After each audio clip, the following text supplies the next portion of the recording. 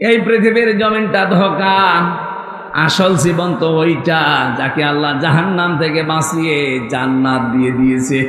কোরআনে কারিমে আল্লাহ আমাদেরকে সতর্ক করছেন, ফামাঙ্গে সুহসিহানিন নার ওয়া উদখিলাল জান্নাতা ফাকাদ ফাজ।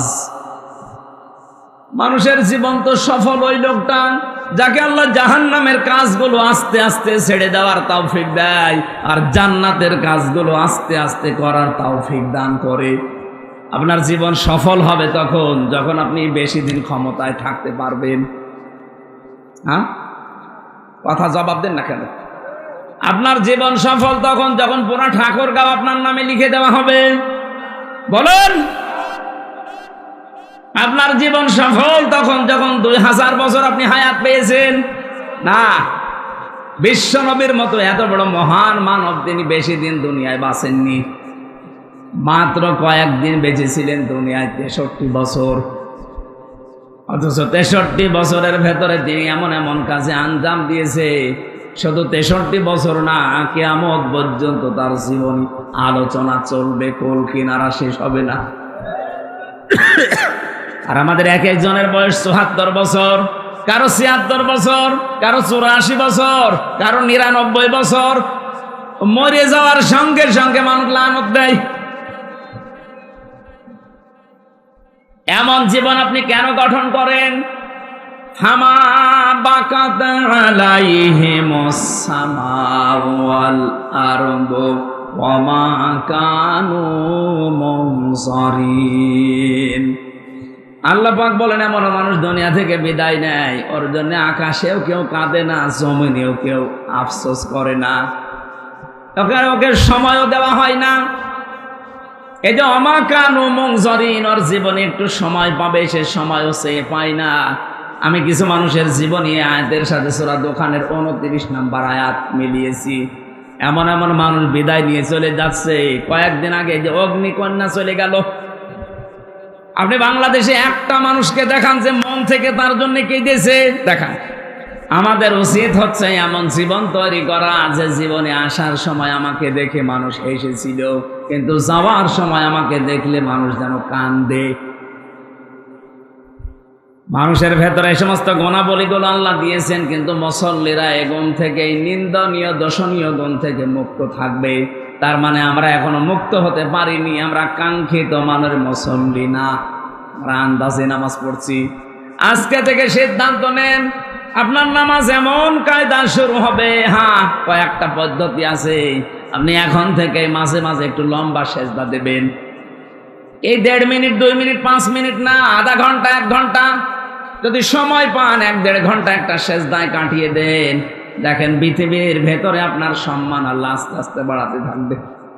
কারণ সেজদায় মানুষ যখন চলে যায়, ওই মানুষটা একেবারে আল্লাহর কুদরতি পায়ের কাছে চলে যায়। বলেন সুবহানাল্লাহ।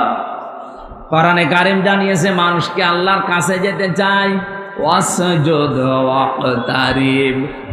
মানুষ যদি সত্যিই সেজদা দেয়, ওই সেজদার মাঝে মানুষ যেন আল্লাহর নিকটবর্তী হয়ে যায়।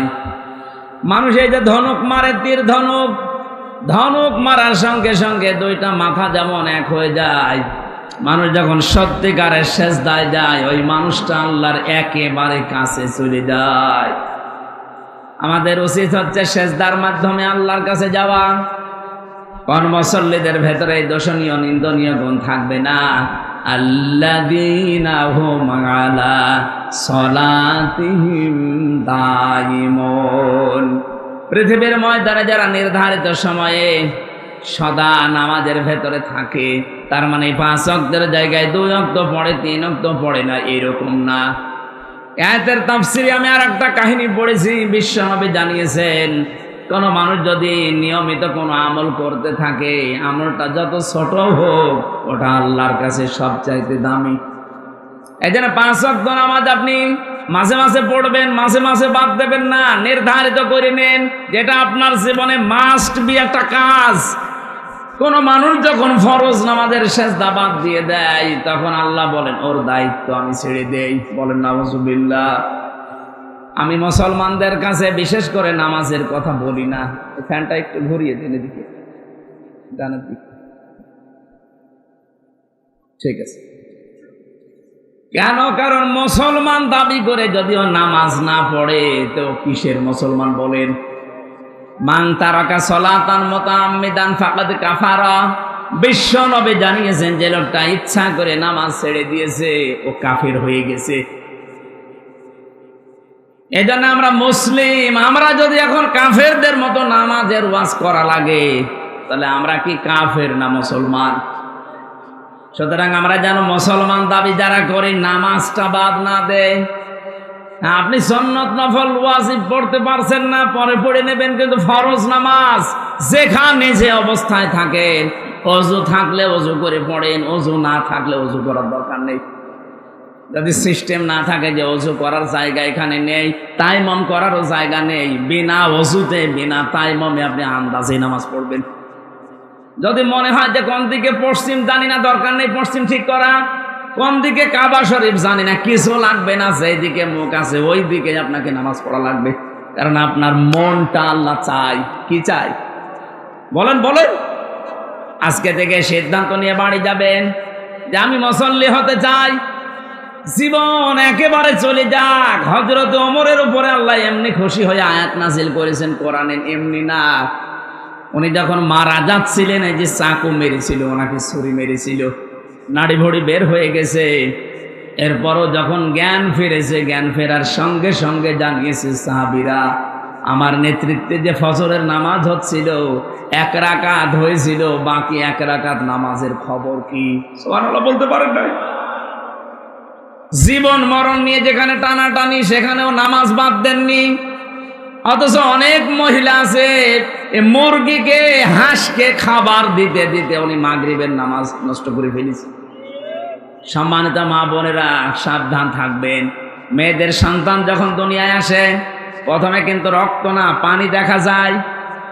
এই পানিটা আসার পরে যদি কোনো মহিলার নামাজের সময় হয়ে যায়, তোলার ভেতরে সন্তানের মাথা বিছিয়ে দিয়ে ওই মহিলাকে বলো নামাজ পড়তে। কত বড় গুরুত্বপূর্ণ বিধান আপনি লক্ষ্য করেছেন? মুসা নবীর জামানায় একবার একজন কামার এই যে লোহা পিটিয়ে সোজা করে, হযরতে মুসা ডাক দিয়ে বলে, রব্বুল আলামিন আমার সাথে জান্নাতে সাথী হবে এরকম একজন মানুষকে তুমি দেখাও। আল্লাহ বলেন যে বাজারে লোহা পিটিয়ে সোজা করে কামার, ওই কামার তোমার সাথে জান্নাতে যাবে। হযরতে মুসা বলে, আল্লাহ তুমি আর লোক পেলি না, কামারের নাম বললি, কি করে সে এমন? আল্লাহ তাআলা বলেন, যাও দেখো তার কর্মজীবনটা লক্ষ্য করো। বাজারে গেলেন, দেখলেন একেবারে এক কোনায়, এই ঠাকুরগাঁও হরিপুরের বাজারে বা পীরগঞ্জের বাজারের একেবারে এক কোনাতে হাপড় টানছে, সে লোহা পূজা করছে, মগর তোলে লোহার উপরে মারে। এভাবে যখন একটা মারে লম্বা হয়, আবার উপরে তোলে মারে লম্বা হয়। আমাদের জামানায় যেমন আজান হলে জানি না আমাদের সময় হয়ে গেছে, মুসা নবীর জামানায় 1 ওয়াক্ত নামাজ ফরজ ছিল। আমাদের সিস্টেম ওই জামানায় একটা ছিল। যখনই নামাজের সময় হয়ে গেছে, সঙ্গে সঙ্গে এই মগুরটা লোহার উপরে না পিটিয়ে পেছন দিক থেকে ফেলে দিয়ে নামাজে দাঁড়িয়েছে। হযরতে মুসা বলে, রব্বুল আলামিন আমি বুঝতে পেরেছি তুমি কেন সুসংবাদ দিয়েছো। এ লোকটা মগুর দিয়ে লোহা পিটিয়ে তারপরে নামাজে যেতে পারতো, পেছন দিক দিয়ে ফেলে দিয়ে ও নামাজে দাঁড়িয়েছে। তোমার বিধান যে এত গুরুত্ব দিতে পারে, তাকে তুমি সুসংবাদ না দিয়ে পারো না। আমাদের জীবনে কিন্তু এখন আমরা কিছু পাইনি। সাবধান, মুসল্লি হওয়া লাগবে, নয়তো এই দর্শনীয় নিন্দনীয় গুণ থেকে মুক্ত হওয়া সম্ভব না। শুধু সুন্দর পোশাক পরলে, শরীরকে পবিত্র পরিষ্কার পরিচ্ছন্ন রাখলে আপনি মুসল্লি হতে পারবেন না। মুসল্লি হওয়া লাগবে আপনাকে নিয়মিত। আজ কত কিছু আমরা চেহারার ভেতরে মাখতে থাকি, চেহারা যেন ঠিক থাকে। এ পৃথিবীতে নারী পুরুষের জন্য সবচাইতে উত্তম মেডিসিন হচ্ছে অজুর পানি। যার শরীরে অজুর পানি লাগে না, কিয়ামতে ওই অঙ্গগুলো কালো কৃষ্ণ হয়ে যাবে। যাদের শরীরের ভেতরে অজুর পানিগুলো স্পর্শ হয়, ধৌত হয়ে যায়, নবীজি বলেন কিয়ামতে এই জায়গাগুলো চমক দিতে থাকবে। এই জন্য ওযু করার সময় যতদূর পারেন এই হাতটা ধুয়ে নেবেন। হযরতে আবু হুরায়রা হাদিসটা শোনার পরে তিনি বলেছিলেন, আমি বগল পর্যন্ত ধুয়ে ফেলতাম। কারণ নবীজির মুখে শুনেছি, দুনিয়াতে যাদের নামাজের সময় ওযু করার জায়গাগুলো পানি দিয়ে ভিজবে, ওই জায়গায় চমক দেবে। আমার বগল পর্যন্ত আমি ধুয়ে নিয়েছি, কিয়ামতে আমার পুরা শরীরটাই চমকাবে। আমাকে তো দেখে নবীর উম্মত মনে করা লাগবে, সেটার এটা উত্তম মাধ্যম। আমাকে দেখে যদি মনে করে যে নবী হ্যাঁ এটা আমার উম্মত, কি দেখবে? ফেরেশতা পর্যন্ত যখন মরণের ঘরে মানুষ আছাড় দিয়ে পড়ে যায় বিছানায়, ফেরেশতারা এসে তার চেহারার ভেতরে নামাজের চিহ্নগুলো দেখতে পায়। সূরা নাহলের 32 নম্বর আয়াতে আল্লাহ দলিল দিয়েছেন, আল্লাযীনা তাতাওয়াফাহুমুল মালাইকাতু তাইয়্যিবিনা ইয়াকুলুনা সালামুন আলাইকুম উদখুলুল জান্নাতা বিমা কুনতুম তা'মালুন। বলেন আল্লাহু আকবার। ফেরেশতারা যখন আসবে মরণের বিছানায়, দেখবে আপনি পড়ে আছেন, আছাড় খেয়ে পড়ে আছেন। আল্লাহ বলেন তাইয়্যিবিনা, এই তাইয়্যিব মানে শুধু পোশাকের পবিত্রতা না, এই তাইয়্যিব মানে শুধু দেহের পবিত্রতা না।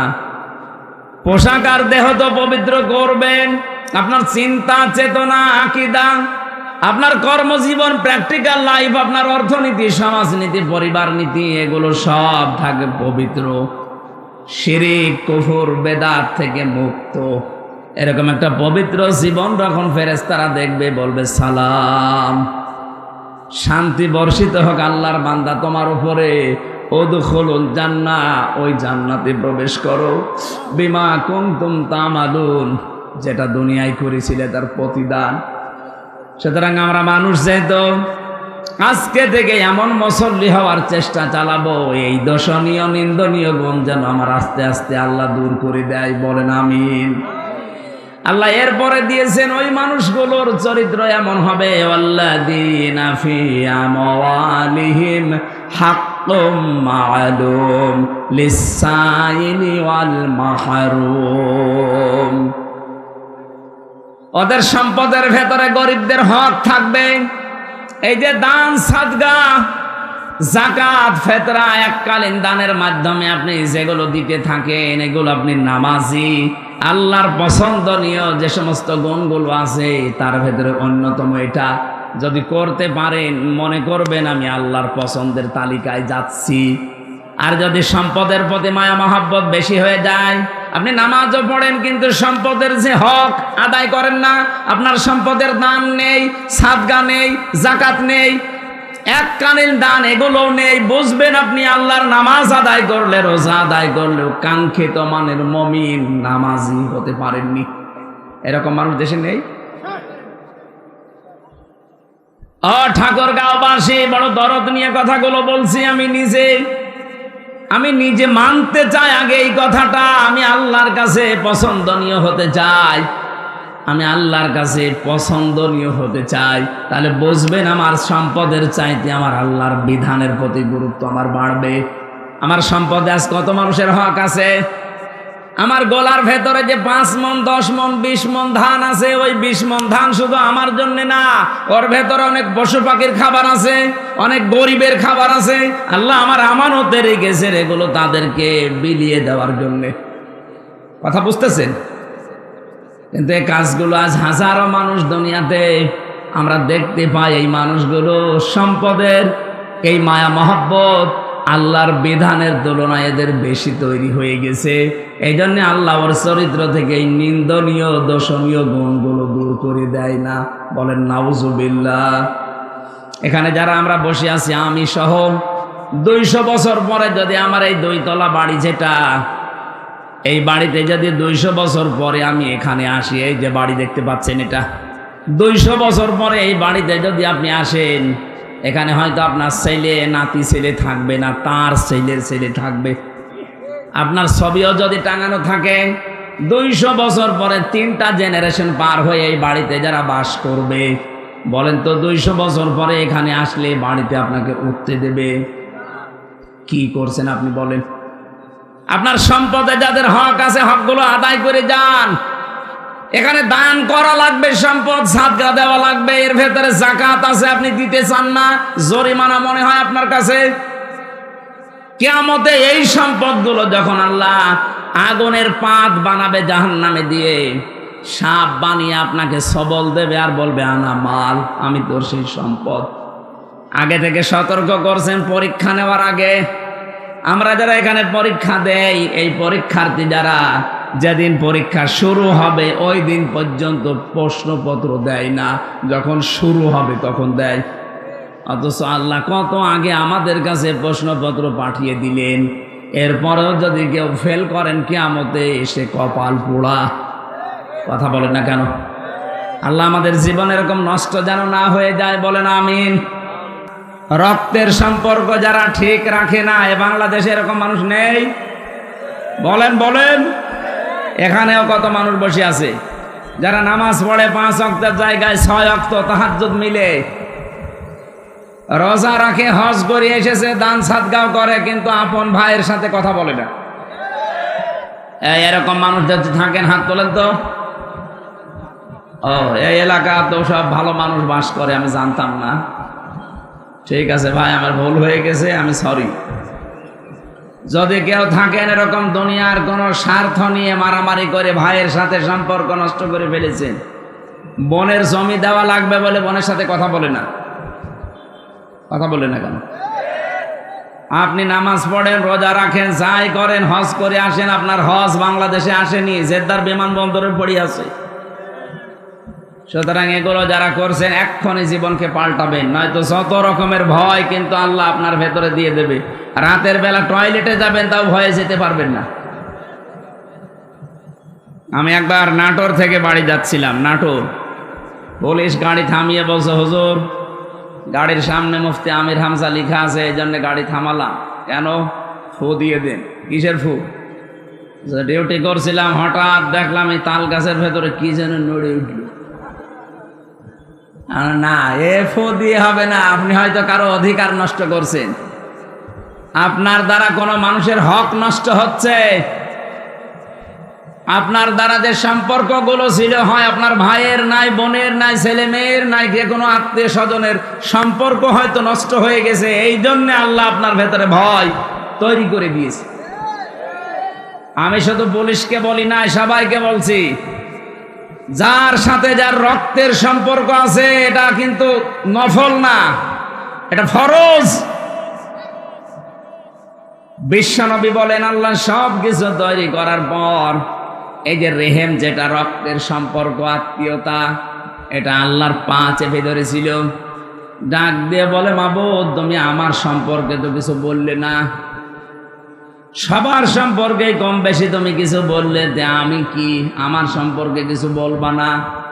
আল্লাহ পাক বলেন, শোনো, তোমার সাথে সম্পর্ক যারা ঠিক রাখবে, আমি আল্লাহ তাদের সাথে সম্পর্ক ঠিক রাখবো। তোমার সাথে যারা সম্পর্ক ঠিক রাখবে না, যারা তোমার সাথে সম্পর্ক কাট করে দেবে, আমি আল্লাহ তাদের সাথে সম্পর্ক নষ্ট করে ফেলবো। বলেন নাউজুবিল্লাহ। কত বড় বিষয় দেখেছেন? অথচ দেখতে মনে হয় আকাশ থেকে কেবল জিবরাইলের ভাই পালিয়ে এসেছে, অথচ নিজের আপন বোনের বাড়ি যায় না। এক কথা বলছে না কেন? আরে সম্পর্কগুলো নষ্ট করার পেছনে ভূমিকা পালন করে ওর বউ। কি বলেন? ওর বউকে পানি পোড়া খাওয়ায় ওর বউর মা আর ওর বড় বোন। ওখান থেকে শুধু ঔষধ দেয়, আর কতদিন একা একা থাকবে এইভাবে? আলাদা হয়ে যা, তোর ননদ দেবরে সব শেষ করে ফেললো, আলাদা হয়ে যা, আরামে খেতে পারবি। এরকম ক্রমন্তনা দেওয়ার মতো মানুষ দেশে নেই। হাজারো বউ এই মন ছোট হওয়ার কারণে আজ হাজারো পুরুষ মানুষ মা বাবাকে আলাদা করে দিচ্ছে, অথবা শেষ পর্যন্ত বৃদ্ধাশ্রমে রেখে আসছে। এই যে পাশের জেলা নীলফামারী, এখানে কিশোরগঞ্জে সেদিন গিয়েছিলাম বৃদ্ধাশ্রম দেখার জন্য। দেখি এই পাশে 20 জন, এই পাশে 20 জন নারী আর পুরুষ, মা আর বাবা বসে আছে। ওদের চোখের দিকে তাকালেই মনে হচ্ছে ওরা সন্তানের জন্য বরদোয়া করছে, অথচ ওদেরও আমার মতো ছেলে মেয়ে আছে। না, ঠিক করছেন না আপনি। সম্মানিত মা বোন যারা এসেছেন পুত্রবধূ হয়ে, আজ যা করছেন 20 বছর পরে ওইটাই আপনাকে ফেরত দেওয়া হবে। বলেন, আপনি নিজের মা বাবা আত্মীয় স্বজন চাচা খালু মামা আসলে তো পাগল হয়ে যান, আর শ্বশুরের কুলের কেউ আসলে, স্বামীর ভাই স্বামীর বোন কেউ আত্মীয় স্বজন আসলে আপনার মন পাওয়া যায় না, মুখ মনে হয় পেঁচা ধরিস। এরকম ছোট মনের বউ দেশে নেই? কার কার বর এরকম মন ছোট, হাত তোলেন তো। আরে ভাই, ক্যামেরা আমার দিকে, হাত তোলেন, অসুবিধা নেই, তোলেন। হ্যাঁ, 2 হাত তুলিস আবার না, আমি হাসির খোরাকি দেয়নি। ওই যে মহিলারা বসে আছে। সম্মানিত মা বোনেরা, শুধু নামাজ পড়ে রোজা রেখে কালো বোরকা পরে আপনি জীবনেও জান্নাত যেতে পারবেন না। নেককার হওয়ার জন্য 4টা কথা আপনাকে মাস্ট বি মানায় লাগবে। কয়টা? আরো জোরে। 1 নম্বরে, ইদা নাজারা ইলাইহা সাররাতুহু, তিরমিজি শরীফের হাদিস। নবীজি বলেন, যখন তোমার স্বামী তোমার দিকে তাকাবে বাইরে থেকে এসে, যে কোনোভাবে স্বামীকে আনন্দ দেবে, এইরকম মহিলা আজ দেশে নেই। এই জন্যে অধিকাংশ স্বামী আমরা এখন পরকীয়া প্রেম করি। ওই দেখেন, বলছে ঠিক। এই এলাকায় তো সব চলছে মনে হচ্ছে, হ্যাঁ, শরীর চলে না। সম্মানিত মা বোনেরা, আমি আপনাদেরকে ভালোবাসি, এই জন্য আপনারা যেই জায়গায় ভুল করছেন ওইগুলো ধরিয়ে দিচ্ছি। আজ হাজারো স্বামী পরকীয়া প্রেমে লিপ্ত, খালি আপনার এই রেসপন্স পায় না। এই কারণে আপনি মন থেকে বলেন তো, যার পেছনে আপনি ঘোরেন ওর ভেতরে যা আছে আপনার বর ভেতরে তাই নেই, নাকি ওর ভেতরে জিনিসপত্র বেশি আছে? তো কোন কারণে আপনি ওখানে যান? এই কারণে স্ত্রীর কাছ থেকে আদর ভালোবাসা রেসপন্স পাওয়া যায় না। কথা বলেন না কেন? আমি আশা করছি মায়েরা উদার হবেন। 2 নম্বরে, ওয়াইদা গাবা আনহা হাফিজাতুহু, স্বামী যখন বাইরে থাকবে, সে শহর হোক আর গ্রাম হোক, স্বামী যখন বাড়ি থেকে বাইরে চলে যাবে কর্মজীবনের জন্যে, নেককার স্ত্রীর গুণাবলী হচ্ছে নিজের স্বামীর সম্পদ, সন্তান, নিজের ইজ্জত, আবরু, সম্ভ্রম, এগুলো নিজে যেন হেফাজত করে রাখে। ফাতেমাতুজ জাহরা রাদিয়াল্লাহু তাআলা আনহার আগে একজন কাঠুরিয়ার স্ত্রী জান্নাতে যাবে। হযরতে ফাতেমা যে উঠের উপরে চড়ে জান্নাতে যাবে, ওই উঠের দড়ি ধরে নিয়ে যাবে আগে, কারণ উঠ তো একা একা চলে না, দড়ি ধরে নিয়ে যাওয়া লাগে। ফাতেমা তো বসে আছে উঠের পিঠের উপরে, দড়ি ধরে যেই মহিলা জান্নাতে সর্বপ্রথম প্রবেশ করবে তার নাম জামিলা। এই মেয়েটার জীবনে আমি কয়েকটা কাজ পেয়েছি। তার 1 নম্বরে, সে তার স্বামীর হুকুম ছাড়া নিজের বাইরে কোনোদিন যায়নি। সুবহানাল্লাহ বলতে পারে না? এরকম মহিলা তো এখন ঘরে ঘরে নেই। স্বামী বাইরে যেতে দেরিও মনে হচ্ছে দিন পেয়েছে। কত রকমের উল্টা পাল্টা কথা চালাচ্ছে মোবাইলে, বিভিন্ন লাইনে। কত মানুষকে বাড়িতে নিয়ে এসে প্রেম নিবেদন করছে, বলেন নাউজুবিল্লাহ। দেবর সম্পর্কে গ্রাম অঞ্চলে এই আমলটা নেই। দেবর সম্পর্কে খুব হুঁশিয়ার থাকা লাগবে। বাইরের মানুষের চাইতে দেবরের দ্বারা ক্ষতি হওয়ার সম্ভাবনা বেশি। বলেন না কেন? সাহাবী প্রশ্ন করলেন, হে নবী, দেবর আর দোলা ভাই এই 2টা সম্পর্কে আপনি কি বলেন? বিশ্ব নবী বললেন, দেবর হচ্ছে মরণের মতো। মরণকে মানুষ যেভাবে ভয় পায়, মেয়েরা যেন দেবরকে ওইভাবে ভয় পায়। অথচ আজ অনেকে সাহস করতে করতে, উদারতা দেখাতে দেখাতে নিজের দেবরকে বলে এটা আমার ছোট ভাই। এমন ভাবে চলতেছে। আরে ভাই, আপনার ছোট আপন ভাই, জীবনে আপনি আপন ভাইয়ের সাথে বিয়ে করতে পারবেন? কথা বলেন। দেবরের সাথে কি করে ছোট ভাই হইল? ইয়ার কি মারা জায়গা পান না ইসলামের নিয়ম নিয়ে? এটা আল্লাহর বিধান। যদি ছোট ভাই হবে, নিজের আপন ছোট ভাইয়ের সাথে যেমন বিয়ে করা কখনো সম্ভব না, অথচ দেবরের সাথে আমরা দেখি 2 সন্তানের মা পালিয়ে গেছে। তার মানে এটা শয়তানি। আশা করছি এই বিষয়টা খুব সেন্সিটিভ। কখন কোন অঘটন দুর্ঘটনা ঘটে যায়, শেষে আর কিন্তু উঠে আসবে না। দেবর সম্পর্কে সবচাইতে বেশি সচেতন থাকা লাগবে। 3 নাম্বারটাই বলার জন্য আমি হাদিসটা পড়েছি। বিশ্বনবী বলেন, ওয়া তুইনু আলা দীনি যাওজাতিহা, তোমার স্বামীকে দ্বীনের পথে চলার জন্য উদ্বুদ্ধ করবা, সাহায্য করবা, পেছন দরজা দিয়ে তাকে ঠেলা দিবা। তোমার স্বামী যদি মানবতার পক্ষে কাজ করে, দিন প্রসারে দিন কায়েমের জন্য যদি বাইরে থাকে, তাকে সময় দেওয়ার জন্য উদ্বুদ্ধ করবা, তাকে সময় দেওয়ার জন্য সাহায্য করবা, বারবার বাধা দিয়ে তার কাজের গতি মন্থর করে দিবা না।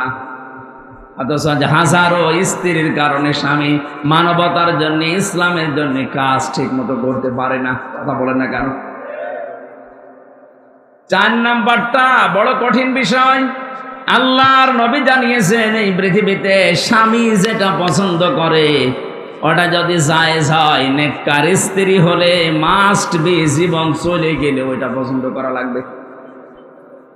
আমি নিজে স্বামী, যত স্বামী এখানে বসে আছি সবার পক্ষ থেকে আমি বলছি, মেয়েরা এসেছে না, সম্মানিত মা বোনেরা, আপনাদেরকে বলছি আমি নিজে স্বামী হিসাবে, সব স্বামীর পক্ষ থেকে আমি নিজে সহ যত স্বামী আমরা এখানে বসে আছি, প্রতিটি স্বামী মন থেকে চায় বিয়ের পরে যেন আমার মা বাবা আমার সাথে থাকে। আমি খেয়ে থাকি না খেয়ে থাকি, আমার সাথে থাকবে। কথা বলেন ঠিক কিনা? 100 জনের 95টা পরিবারে আজ বউরা এটা চায় না। নাকি বেশি বলে ফেললাম? আমার কুষ্টিয়ার এক চেয়ারম্যান সাবেক, উনি খুলনায় গেছে কাজকর্ম করার পরে রাত 10:30টায় গেছে ছেলের বাড়িতে। কলিং বেল টিপ দেওয়ার পরে ছেলে এসেছে, ডাক দিয়ে বলে, আব্বা তুমি এত রাতে? বলে, কাজে এসেছিলাম, যেতে পারি নাই, চলে আসলাম। ঠিক আছে। বাড়ির ভেতরে নিয়ে স্ত্রীকে বলছে, কই আমার বাবা এসেছে, রান্না করো। স্ত্রী বলছে, না, আমি সেই সন্ধ্যা থেকে পর্যন্ত সিরিয়াল দেখলাম, আমি ক্লান্ত, তোমার বাবা তুমি রান্না করে খাওয়াও। মুখে মুখে 2-1 কথায় তর্কাতর্কি যেই করেছে, বাবা কিন্তু সব শুনে ফেলেছে। বাবা ওপার থেকে ডাক দিয়ে বলছে, আব্দুল্লাহ আমার খাওয়া লাগবে না, তোরা ঘুমিয়ে পড়, আমি খেয়ে এসেছি। ছেলের বাড়ি থেকে খেয়ে যায়, ওই অবস্থায় শুয়ে আছে, পেটে ক্ষুধা, ঘুম আসতেছে না। চিন্তা করছে হোটেল থেকে খাবার নিয়ে এসে খাবার দিয়ে খেতে দেবো কিনা, কিন্তু এখন যদি নিয়ে আসি তাহলে খারাপ ধারণা করবে। কিছুক্ষণ পরে রাত 11টা 11:30 বাজে, কে যেন কলিং বেল টিপ দিয়েছে, বাইরে যেয়ে দেখে ওর শালা ছোটটা ডাক দিয়ে বলছে, দোলা ভাই আজকে আর বাড়ি যেতে পারিনি, চলে আসলাম, আসো তোমার দিয়ে খেলা শুরু হবে। এবার ডাক দিচ্ছে, ওঠো, কেন তোমার ভাই এসেছে ছোটটা, হ্যাঁ উঠিস, রান্না বাড়া কমপ্লিট করো। স্বামী চিন্তা করছে আমার বাবাও তো না খেয়ে আছে, একটু ডাক দে। যে বলছে, আব্বা তোমার বৌমা রান্না করেছে তোমার জন্য, তুমি খাবা না। বাবা টের পাচ্ছে না। ওখান থেকে সব আবার শুনেছে, বলছে, বাবা আমার খাওয়া লাগবে না, আমার পেট ভরায় আছে, তোরা খেয়ে ঘুমিয়ে পড়। সকালবেলা বাবা কিচ্ছু না বলে ব্যাগটা নিয়ে চলে যাচ্ছে। ছেলেটার সামনে গিয়ে দাঁড়িয়ে বলছে, আব্বা তোমার বৌমা রান্না করছে নাস্তা, তুমি খেয়ে যাবা না। বাবা চোখের পানি ফেলে দিয়ে বলে, সন্তান আমি যেদিন তোর ছোট শালা হব ওই দিন খেয়ে যাব। না না, আমি হাসির জন্য। ও ঠাকুরগাঁওবাসী, আমার যতটুকু বাস্তবতায় জ্ঞান আছে আমি তো দেখতে পাচ্ছি, শুধুমাত্র কুষ্টিয়ার ওই সাবেক চেয়ারম্যান না, এখানে বহু মুরব্বী বসে আছে, তার পুত্র বধূর কাছে ওই রকম। বলেন কি হয়েছে আপনার? মা বাবাকে খেতে দেব আমি পছন্দ করি, আমি মন থেকে চাই যে আমার মা বাবা আমার সাথে থাকবে, শেষ বয়সে সাথে নাতি নাতক এগুলো নিয়ে তারা আনন্দে থাকবে। আর আপনার এই ছোট মনের কারণে আমার মা বাবার মন থেকে আমি পর্যন্ত সরিয়ে গেছি। সম্মানিত মা বোনেরা, কোন কাজে স্বামী খুশি থাকে আপনি তো জানেন না। যেহেতু আমি স্বামী, আমি বলে দিচ্ছি, এই ঔষধটা আপনি অ্যাপ্লাই করবেন। যদি সত্যি স্বামীর মন পেতে চান, নিজের মা বাবাকে যেভাবে দেখেন স্বামীর মা বাবাকে ওইভাবে দেখবেন। তার চাইতে বেশি সেবা যত্ন, বেশি কথা শুনবেন, তার সাথে ব্যবহার আচার ভালো করবেন। কসম আল্লাহ, আর মন থেকে স্বামীর ভালোবাসা আপনিও পাবেন। আর যদি এইটা না করেন, হ্যাঁ আপনার সাথে উপরে উপরে হয়তো ভালোবাসা দেখাবে, শুধু সংসার করার জন্যে। 24 ঘন্টা লোকটা শেষ পর্যন্ত মানসিক রোগী হয়ে যাবে। আর এইটা আমার এই দেশে 100টার প্রায় 95টা পরিবারে। কথা বলেন ঠিক কিনা? আশা করছি এই ইঙ্গিত দেওয়ার কারণে মা বোনেরা একটু মেনে চলবেন, আমাদের পরিবারটা মিনি জান্নাত হয়ে যাবে ইনশাআল্লাহ। দল মত জাতি বর্ণ ধর্ম নির্বিশেষে কোরআনের এই অনুষ্ঠানে যারা আজকে এই দিনের বেলায়, হাজারো কাজ ছিল, কত গুরুত্বপূর্ণ মানুষ বসে আছে, এদের সব কাজ বাদ দিয়ে কোরআন থেকে কথা শোনার জন্য যারা এসেছেন, এটা ইবাদত চলছে। কি চলছে বলেন তো? বলেন আলহামদুলিল্লাহ। দরুদ আর সালাম পাঠের মাধ্যমে আজকের তেলাওয়াতকৃত আয়াত থেকে মানবীয় কিছু দোষণীয় গুণ আছে, মানুষের ভেতরে কিছু দোষণীয় গুণ আছে, এই গুণগুলো যেন আমাদের ভেতরে না থাকে, এই কথাগুলো আল্লাহ কোরআনে জানিয়েছেন। আমরা এখন অ্যাডভার্টাইজ করব তাফসীর আকারে ইনশাআল্লাহ। জবান খুলে কোরআনের আয়াত আমি সূরা মারিজ থেকে পড়েছি, 19, 20, 21, 22, 23। এই রুকু থেকে আমরা যতদূর পারি তাফসীর আকারে কথা বলতে চাই। আউযু বিল্লাহি মিনাশ শাইতানির রাজিম। বিসমিল্লাহির রহমানির রহিম। ইন্নাল ইনসানা খুলিকা হালুআ। আল্লাহ পাক বলেন, অবশ্যই আমি মানুষকে অস্থির করে বানিয়েছি। মানুষকে বানানোই হয়েছে অস্থির চিত্র দিয়ে, সব সময় ব্যস্ত মানুষ। এটা মানুষের স্বভাব। তামাম দুনিয়ায় যত মানুষ আল্লাহ পাঠিয়েছে, আদম থেকে শুরু করে আজকের এই দিন পর্যন্ত যে আসতেছে, এখান থেকে কিয়ামত পর্যন্ত যারা আসবে, সবার ভেতরে অস্থিরতা কে দিয়েছেন? মানুষ মানানোর সময় আল্লাহ দিয়ে দিয়েছেন। ইদা মাসসাহু শাররু জাযুআ। এ মানুষ যখন কোনো কষ্ট, বিপদ, মুসিবতে পড়ে, তখন হায় হতাশ করে, হতাশা তাকে ঘিরে ধরে। এইটাও মানুষের গুণাবলী, স্বভাব। ওয়াইদা মাসসাহুল খায়রু মানুআ। মানুষ যখন কোনো কল্যাণ পায়, নিয়ামত পায়, ভালো কিছু পেয়ে যায়, ওই মানুষ তখন আমি আল্লাহকে ভুলে, আমার নিয়ামতকে ভুলে যায়, তখন কৃপণ হয়ে যায়। ঝড় ঝাপটা যখন আসে, তখন আমার কথা ছাড়া কারো কথা ওর মনে থাকে না। যখন ঝড় থেমে যায়, যখন জলোচ্ছ্বাস থেমে যায়, এই মানুষগুলো নির্দ্বিধায় আমি আল্লাহকে ভুলে বিভিন্ন সৃষ্টির প্রশংসায় রত হয়ে যায়। এটা মানুষের স্বভাব। তার মানে এখান থেকে 3টা নিন্দনীয় গুণ আল্লাহ আমাদেরকে বর্ণনা দিলেন। 1 নম্বরে মানুষ অস্থির, সব সময় ব্যস্ত। 2 নম্বরে কোনো বিপদ আপদ মুসিবতে পড়লে মানুষ হায় হতাশ করে, হতাশা নিরাশা তাকে ঘিরে ধরে। 3 নম্বরে কোনো নিয়ামত যদি পায়, কল্যাণ কিছু পেলে মানুষ কৃপণ হয়ে যায়। এই স্বভাবগুলো মানুষের কার? আমাদের ভেতরে নেই? এখানে মানুষ মত পাচ্ছে যারা বিবেচিত, যার নাম মানুষ, তার ভেতরে এই গুণাবলীগুলো আছে। আল্লাহ বলেন আছে, মাস্ট বি। ইন্না দিয়েছেন, ইন্নাল ইনসানা খুলিকা হালুআ। অবশ্যই, তার মানে আছে। আল্লাহ এগুলো বলতে বলতে এবার হঠাৎ করে আলোচনার ধরন পাল্টিয়ে ফেলেছেন। আল্লাহ পাক এবার ডাক দিয়েছেন, ইল্লাল মুসাল্লিন।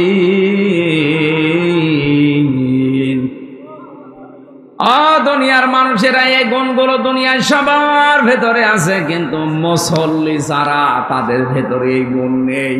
কাদের ভেতরে? প্রশ্ন আসতে পারে, আমরা কি মুসল্লি না? আমরা নামাজ পড়ি না? হ্যাঁ, নামাজ পড়ি। এখন নামাজ যারা পড়েন তারা যেহেতু মুসল্লি, কোন নামাজি আল্লাহ এর পরে বর্ণনা দিচ্ছেন, আল্লাযীনা হুম আলা সালাতিহিম দাইমুন। ওই মুসল্লির ভেতরে এই গুণগুলো থাকবে না যেই মুসল্লি নিয়মিত সদা নামাজ পড়ে। আমরা বাংলাদেশের সাথে দেখবেন যে মানুষগুলো সত্যিই নিয়মিত নামাজে মুসল্লি, আর নামাজের পরে 12টা শিক্ষা আল্লাহর পরবর্তীতে দিতে চেয়েছেন। এই মানুষগুলো যদি এই শিক্ষাগুলো দুনিয়ায় অর্জন করতে পারে, অবশ্যই আমার আল্লাহ তাকে এই নিন্দনীয় এই গুণগুলো থেকে বাঁচিয়ে রাখবেন। জোরে বলেন সুবহানাল্লাহ। এটা আল্লাহর রহমত তার উপরে। আপনি এবার মিলান তো আপনার ভেতরে এগুলো আছে কিনা। আপনি তো নামাজ পড়েন দেখি, আপনি নামাজ পড়েন 5 ওয়াক্তের জায়গায় 6 ওয়াক্ত তাহাজ্জুদও পড়েন, আপনি নফল নামাজ পড়েন, সুন্নাত পড়েন, ওয়াজিব পড়েন। এবার দেখেন আপনার ভেতরে গুণ আছে। আপনি অস্থির সব সময় ব্যস্ত নাকি আপনি? 2 নম্বরে আপনাকে বিপদ আপদ আসলে, মুসিবত আসলে আপনি হায় হতাশ করেন, আপনি অস্থির হয়ে পড়েন, আপনি হতাশা আর মনে হয় এ সূর্য উঠবে না, এরকম করেন নাকি? আমি মুসল্লি দেখেছি আমার জীবনে, আমিরে জামাত ডাক্তার শফিকুর রহমানকে, তিনিও মুসল্লি, আমিও মুসল্লি। মাওলানা মামুনুল হক আমার সাথে ছিল জেলখানায়, তিনিও মুসল্লি। মানুষ হিসাবে আমরা 2 জন এক জায়গায় ছিলাম, উনি ছিলেন 4 তলায়, আমরা ছিলাম 2 তলায়। আমরা 2 জনের ভেতরে 3টা বছরে বহু হতাশা চলে এসেছিল মানুষ হিসাবে। ওই লোকটাও তো মুসল্লি, ওখানে তো আমাদের মতো নামাজ পড়ে, কিন্তু আল্লাহ মুসল্লির যে গুণাবলী দিচ্ছেন, যারা মুসল্লি এই মানুষগুলোকে হতাশা ঘিরে ধরতে পারে না, তারা অস্থির চিত্ত হয় না, তারা নিয়ামত পেলে কৃপণ হয়ে যায় না। এত বড় বড় বিপদ তার মাথার উপরে গেছে, কোনোদিন আমি তাকে অস্থির দেখিনি। সব সময় শান্ত নির্মল চিত্ত নিয়ে চলাফেরা করে। থোড়াই কি আর কিছু মনেই করছে না, ছেলে সেল খাটতেছে, বউ অসুস্থ হয়ে পড়ে আছে, দলীয় নেতা কর্মীগুলো পালিয়ে বেড়াচ্ছে, 1 দিন 2 দিন না, 15 বছর। হতাশা তো ঘিরে ধরা দরকার তাকে, অথচ তার মুসল্লি হওয়া এমন পর্যায়ে পৌঁছিয়েছে, কোনো হতাশা চেহারার ভেতরে নেই। মনে হচ্ছে আমার চাইতেও বেশি স্বাভাবিক। আমাকে আরো মাঝে মাঝে আরো টিপস দিত, কিসের হতাশা কাজ করে। মুসল্লিদের ভেতরে তো হতাশা আসার কথা না। দুনিয়া সব যদি একদিকে হয়ে যায়, আমি যেহেতু মুসল্লি, আল্লাহ পাক এই গুণ আমাকে দিয়েছে, আমি মুসল্লি, আমার ভেতরে হতাশা আসতে পারবে না। আরে ভাই, দুনিয়া তো দুনিয়ায়, এটা ধোকার জায়গা। আমাল হায়াতুদ দুনিয়া ইল্লা মাতাউল গুরুর।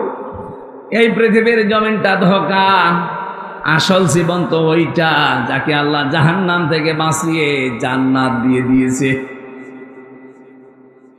উনি আমাকে জেলখানায় বলেছিলেন, হামজা, দিনের পথে চলতে গিয়ে সারা পৃথিবীর মানুষকে আমি দিনের কথা বলি, দিনের কথা ছড়াই, আমার কথা শুনে শুনে মানুষ দিনের পথ পেয়ে জান্নাতে চলে গেল। আমি যদি জান্নাতি হতে না পারি, তা আমার জীবন ব্যর্থ। কোরআনে কারিমে আল্লাহ আমাদেরকে সতর্ক করছেন, ফামাঙ্গে সুহসিহানিন নার ওয়া উদখিলাল জান্নাতা ফাকাদ ফাজ। মানুষের জীবন তো সফল ওই লোকটা যাকে আল্লাহ জাহান্নামের কাজগুলো আস্তে আস্তে ছেড়ে দেওয়ার তৌফিক দেয়, আর জান্নাতের কাজগুলো আস্তে আস্তে করার তৌফিক দান করে। আপনার জীবন সফল হবে তখন যখন আপনি বেশি দিন ক্ষমতায় থাকতে পারবেন। হ্যাঁ, কথা জবাব দেন না কেন? আপনার জীবন সফল তখন যখন পুরো ঠাকুরগাঁও আপনার নামে লিখে দেওয়া হবে। বলুন, আপনার জীবন সফল তখন যখন 2000 বছর আপনি হায়াত পেয়েছেন। না, বিশ্ব নবীর মতো এত বড় মহান মানব, তিনি বেশি দিন দুনিয়ায় বাঁচেননি, মাত্র কয়েকদিন বেঁচেছিলেন দুনিয়ায় 63 বছর। অথচ 63 বছরের ভেতরে তিনি এমন এমন কাজে আঞ্জাম দিয়েছে, শুধু 63 বছর না, কিয়ামত পর্যন্ত তার জীবনী আলোচনা চলবে, কোল কিনারা শেষ হবে না। আর আমাদের এক একজনের বয়স 74 বছর, কারো 76 বছর, কারো 84 বছর, কারো 99 বছর। মরে যাওয়ার সঙ্গে সঙ্গে মানুষ লানত দেয়। এমন জীবন আপনি কেন গঠন করেন? ফামা বাকাত আলাইহিমুস সামাউ ওয়াল আরদু ওয়া মা কানু মুনজারিন। আল্লাহ পাক বলেন, এমন মানুষ দুনিয়া থেকে বিদায় নেয়, ওর জন্য আকাশেও কেউ কাঁদে না, জমিনেও কেউ আফসোস করে না, ওকে সময়ও দেওয়া হয় না। এই যে ওয়া মা কানু মুনজারিন, ওর জীবনে একটু সময় পাবে, সে সময়ও সে পায় না। আমি কিছু মানুষের জীবনী আয়াতের সাথে সূরা দোকানের 29 নম্বর আয়াত মিলিয়েছি। এমন এমন মানুষ বিদায় নিয়ে চলে যাচ্ছে। কয়েকদিন আগে যে অগ্নিকন্যা চলে গেল, আপনি বাংলাদেশে একটা মানুষকে দেখান যে মন থেকে তার জন্য কেঁদেছে, দেখান।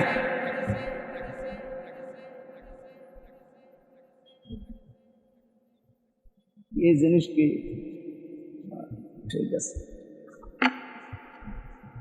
আমাদের উচিত হচ্ছে এমন জীবন তৈরি করা যে জীবনে আসার সময় আমাকে দেখে মানুষ হেসেছিল, কিন্তু যাওয়ার সময় আমাকে দেখলে মানুষ যেন কান্দে। মানুষের ভেতরে এই সমস্ত গুণাবলীগুলো আল্লাহ দিয়েছেন, কিন্তু মুসল্লিরা এই গুণ থেকে, এই নিন্দনীয় দর্শনীয় গুণ থেকে মুক্ত থাকবে। তার মানে আমরা এখনো মুক্ত হতে পারিনি, আমরা কাঙ্ক্ষিত মানের মুসল্লি না, আমরা আন্দাজে নামাজ পড়ছি। আজকে থেকে সিদ্ধান্ত নেন, আপনার নামাজ এমন কায়দা শুরু হবে। হ্যাঁ, কয়েকটা পদ্ধতি আছে। আপনি এখন থেকে মাঝে মাঝে একটু লম্বা সেজদা দেবেন। এই 1.5 মিনিট, 2 মিনিট, 5 মিনিট না, আধা ঘন্টা, 1 ঘন্টা যদি সময় পান, 1-1.5 ঘন্টা একটা সেজদায় কাটিয়ে দেন। দেখেন পৃথিবীর ভেতরে আপনার সম্মান আল্লাহ আস্তে আস্তে বাড়াতে থাকবে। কারণ সেজদায় মানুষ যখন চলে যায়, ওই মানুষটা একেবারে আল্লাহর কুদরতি পায়ের কাছে চলে যায়। বলেন সুবহানাল্লাহ। কোরআনে কারীম জানিয়েছে, মানুষকে আল্লাহর কাছে যেতে চায়, ওয়াসজুদ ওয়াকতারিব। মানুষ যদি সত্যিই সেজদা দেয়, ওই সেজদার মাঝে মানুষ যেন আল্লাহর নিকটবর্তী হয়ে যায়। মানুষ এই যে ধনুক মারে, তীর ধনুক, ধনুক মারার সঙ্গে সঙ্গে 2টা মাথা যেমন এক হয়ে যায়। মানুষ যখন সত্যিকারের সেজদায় যায়, ওই মানুষটা আল্লাহর একেবারে কাছে চলে যায়। আমাদের উচিত হচ্ছে সেজদার মাধ্যমে আল্লাহর কাছে যাওয়া। কোন মুসল্লিদের ভেতরে দোষণীয় নিন্দনীয় গুণ থাকবে না? আল্লাযীনা হুম আলা সলাতিহিম দায়িমুন। পৃথিবীর ময়দানে যারা নির্ধারিত সময়ে সদা নামাজের ভেতরে থাকে, তার মানে 5 ওয়াক্তের জায়গায় 2 ওয়াক্ত পড়ে, 3 ওয়াক্ত পড়ে না, এরকম না। আয়াতের তাফসিরে আমি আর একটা কাহিনী পড়েছি। বিশ্বনবী জানিয়েছেন, কোন মানুষ যদি নিয়মিত কোনো আমল করতে থাকে, আমলটা যত ছোট হোক, ওটা আল্লাহর কাছে সবচাইতে দামি। এই জন্য 5 ওয়াক্ত নামাজ আপনি মাঝে মাঝে পড়বেন, মাঝে মাঝে বাদ দেবেন না। নির্ধারিত করে নেন, যেটা আপনার জীবনে মাস্ট বি একটা কাজ। কোন মানুষ যখন ফরজ নামাজের সেজদা বাদ দিয়ে দেয়, তখন আল্লাহ বলেন, ওর দায়িত্ব আমি ছেড়ে দেই। বলেন নাউজুবিল্লাহ। আমি মুসলমানদের কাছে বিশেষ করে নামাজের কথা বলি না। ফ্যানটা একটু ঘুরিয়ে দিন এদিকে, ডানের দিকে। ঠিক আছে। কেন? কারণ মুসলমান দাবি করে যদিও নামাজ না পড়ে, তো কিসের মুসলমান বলেন? মান তারাকা সলাতান মুতাআম্মিদান ফাকাদ কাফারা। বিশ্বনবী জানিয়েছেন, যে লোকটা ইচ্ছা করে নামাজ ছেড়ে দিয়েছে, ও কাফের হয়ে গেছে। এজন্য আমরা মুসলিম, আমরা যদি এখন কাফেরদের মতো নামাজের ওয়াজ করা লাগে, তাহলে আমরা কি কাফের না মুসলমান? সুতরাং আমরা যেন মুসলমান দাবি যারা করি, নামাজটা বাদ না দেয়। আপনি সুন্নত নফল ওয়াজিব পড়তে পারছেন না, পরে পড়ে নেবেন, কিন্তু ফরজ নামাজ যেখানে যে অবস্থায় থাকেন, ওযু থাকলে ওযু করে পড়েন, ওযু না থাকলে ওযু করার দরকার নেই। যদি সিস্টেম না থাকে যে ওযু করার জায়গা এখানে নেই, তায়াম্মুম করারও জায়গা নেই, বিনা ওযুতে বিনা তায়াম্মুমে আপনি আন্দাজে নামাজ পড়বেন। যদি মনে হয় যে কোন দিকে পশ্চিম জানি না, দরকার নেই পশ্চিম ঠিক করা, কোন দিকে কাবা শরীফ জানি না, কিছু লাগবে না, যেই দিকে মুখ আছে ওই দিকে আপনাকে নামাজ পড়া লাগবে। কারণ আপনার মনটা আল্লাহ চাই। কি চাই বলেন বলেন। আজকে থেকে সিদ্ধান্ত নিয়ে বাড়ি যাবেন যে আমি মুসল্লি হতে চাই। জীবন একেবারে চলে যাক। হযরত ওমরের উপরে আল্লাহ এমনি খুশি হয়ে আয়াত নাজিল করেছেন কোরআনে, এমনি না। উনি যখন মারা যাচ্ছিলেন, এই যে চাকু মেরেছিল, ওনাকে ছুরি মেরেছিল, নাড়ি ভড়ি বের হয়ে গেছে। এরপরও যখন জ্ঞান ফিরেছে, জ্ঞান ফেরার সঙ্গে সঙ্গে জানিয়েছে সাহাবীরা, আমার নেতৃত্বে যে ফজরের নামাজ হচ্ছিল, 1 রাকাত হয়েছিল, বাকি 1 রাকাত নামাজের খবর কি? সুবহানাল্লাহ বলতে পারেন না? জীবন মরণ নিয়ে যেখানে টানাটানি, সেখানেও নামাজ বাদ দেননি। অথচ অনেক মহিলা আছে মুরগিকে হাঁসকে খাবার দিতে দিতে উনি মাগরিবের নামাজ নষ্ট করে ফেলেছে। সম্মানিত মা বোনেরা, সাবধান থাকবেন। মেয়েদের সন্তান যখন দুনিয়ায় আসে, প্রথমে কিন্তু রক্ত না, পানি দেখা যায়। এই পানিটা আসার পরে যদি কোনো মহিলার নামাজের সময় হয়ে যায়, তোলার ভেতরে সন্তানের মাথা বিছিয়ে দিয়ে ওই মহিলাকে বলো নামাজ পড়তে। কত বড় গুরুত্বপূর্ণ বিধান আপনি লক্ষ্য করেছেন? মুসা নবীর জামানায় একবার একজন কামার এই যে লোহা পিটিয়ে সোজা করে, হযরতে মুসা ডাক দিয়ে বলে, রব্বুল আলামিন আমার সাথে জান্নাতে সাথী হবে এরকম একজন মানুষকে তুমি দেখাও। আল্লাহ বলেন যে বাজারে লোহা পিটিয়ে সোজা করে কামার, ওই কামার তোমার সাথে জান্নাতে যাবে। হযরতে মুসা বলে, আল্লাহ তুমি আর লোক পেলি না, কামারের নাম বললে, কি করে সে এমন? আল্লাহ তাআলা বলেন, যাও দেখো তার কর্মজীবনটা লক্ষ্য করো। বাজারে গেলেন, দেখলেন একেবারে এক কোনায়, এই ঠাকুরগাঁও হরিপুরের বাজারে বা পীরগঞ্জের বাজারের একেবারে এক কোনাতে হাঁপড় টানছে, লোহা সোজা করছে, মগর তোলে লোহার উপরে মারে। এভাবে যখন একটা মারে লম্বা হয়, আবার উপরে তোলে মারে লম্বা হয়। আমাদের জামানায় যেমন আজান হলে জানেন আমাদের সময় হয়ে গেছে, মুসা নবীর জামানায় 1 ওয়াক্ত নামাজ ফরজ ছিল। আমাদের সিস্টেম ওই জামানায় একটা ছিল। যখনই নামাজের সময় হয়ে গেছে, সঙ্গে সঙ্গে এই মগুরটা লোহার উপরে না পিটিয়ে পেছন দিক থেকে ফেলে দিয়ে নামাজে দাঁড়িয়েছে। হযরতে মুসা বলে, রব্বুল আলামিন আমি বুঝতে পেরেছি তুমি কেন সুসংবাদ দিয়েছো। এ লোকটা মগুর দিয়ে লোহা পিটিয়ে তারপরে নামাজে যেতে পারতো, পেছন দিক দিয়ে ফেলে দিয়ে ও নামাজে দাঁড়িয়েছে। তোমার বিধান যে এত গুরুত্ব দিতে পারে, তাকে তুমি সুসংবাদ না দিয়ে পারো না। আমাদের জীবনে কিন্তু এখন আমরা কিছু পাইনি। সাবধান, মুসল্লি হওয়া লাগবে, নয়তো এই দর্শনীয় নিন্দনীয় গুণ থেকে মুক্ত হওয়া সম্ভব না। শুধু সুন্দর পোশাক পরলে, শরীরকে পবিত্র পরিষ্কার পরিচ্ছন্ন রাখলে আপনি মুসল্লি হতে পারবেন না। মুসল্লি হওয়া লাগবে আপনাকে নিয়মিত। আজ কত কিছু আমরা চেহারার ভেতরে মাখতে থাকি, চেহারা যেন ঠিক থাকে।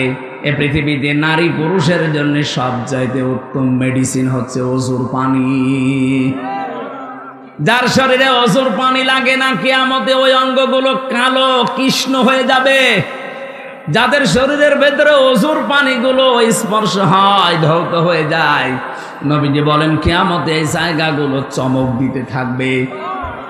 এজন্য ওযু করার সময় যতদূর পারেন এই হাতটা ধুয়ে নেবেন। হযরতে আবু হুরায়রা হাদিসটা শোনার পরে তিনি বলেছিলেন, আমি বগল পর্যন্ত ধুয়ে ফেলতাম। কারণ নবীজির মুখে শুনেছি, দুনিয়াতে যাদের নামাজের সময় ওযু করার জায়গাগুলো পানি দিয়ে ভিজবে, ওই জায়গায় চমক দেবে। আমার বগল পর্যন্ত আমি ধুয়ে নিয়েছি, কিয়ামতে আমার পুরা শরীরটাই চমকাবে।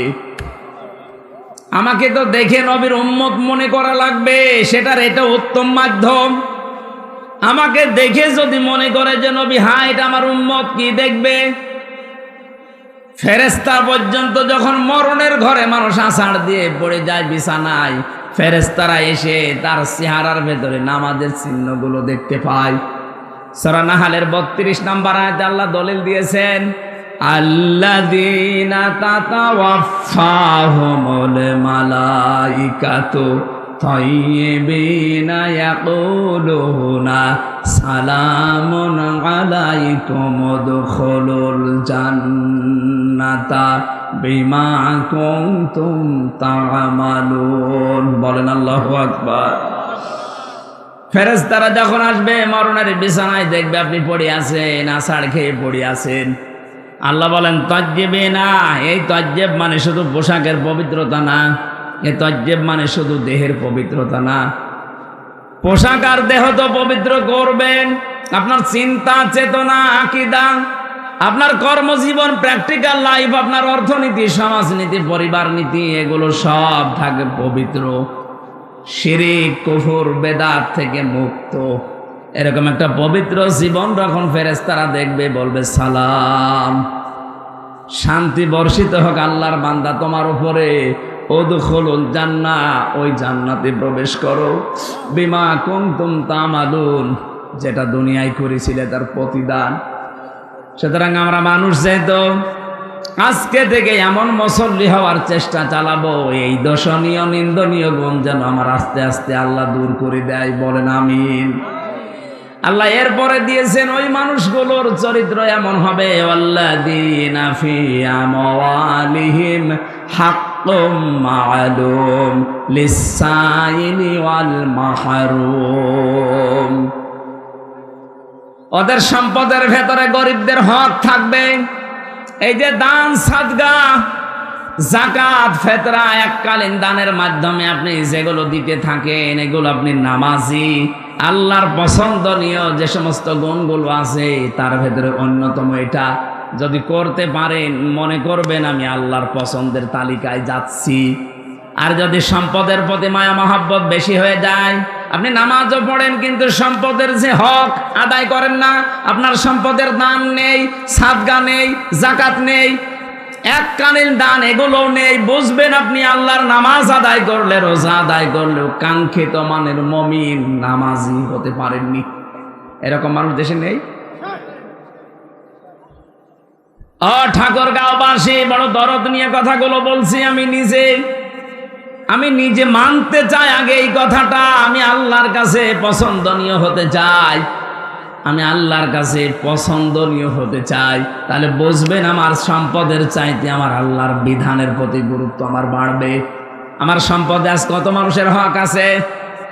আমার গলার ভেতরে যে 5 মণ 10 মণ 20 মণ ধান আছে, ওই 20 মণ ধান শুধু আমার জন্য না, ওর ভেতরে অনেক পশু পাখির খাবার আছে, অনেক গরিবের খাবার আছে। আল্লাহ আমার আমানতে রেখেছেন এগুলো তাদেরকে বিলিয়ে দেওয়ার জন্য। কথা বুঝতেছেন? কিন্তু এই কাজগুলো আজ হাজারো মানুষ দুনিয়াতে আমরা দেখতে পাই, এই মানুষগুলো সম্পদের এই মায়া মহব্বত আল্লাহর বিধানের তুলনায় এদের বেশি তৈরি হয়ে গেছে। এই জন্য আল্লাহ ওর চরিত্র থেকে এই নিন্দনীয় দোষণীয় গুণগুলো দূর করে দেয় না। বলেন নাউজুবিল্লাহ।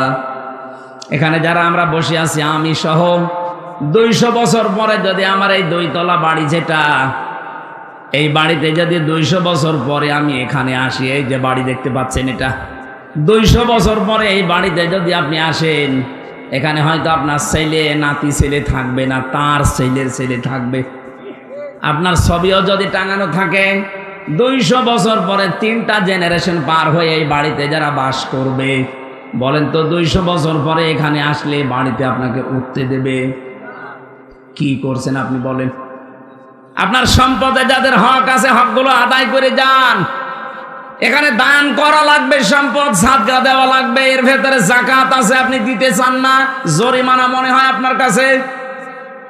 কিয়ামতে এই সম্পদগুলো যখন আল্লাহ আগুনের পাত বানাবে জাহান্নামে দিয়ে, সাপ বানিয়ে আপনাকে সবল দেবে আর বলবে আনা মাল, আমি তোর সেই সম্পদ।